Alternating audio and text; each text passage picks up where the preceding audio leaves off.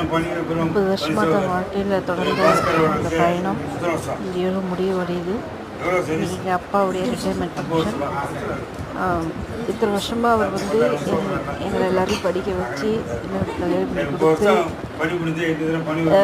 இப்போ வந்து லாஸ்ட்டாக வந்து ரிட்டையர் ஆகிறாரு. எங்கள் அப்பா சந்தோஷமாக இதுக்கிட்ட சந்தோஷமாக இருப்பார். வேலைக்கு ரெஸ்ட் எடுத்துட்டு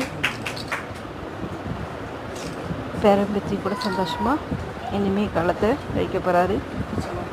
அம்மா அப்பா 2 பேருமே நல்ல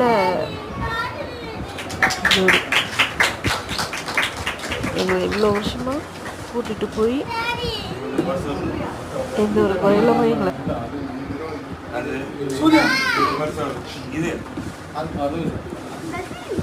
பரிசோதனை சங்கத்தின் சார்பாக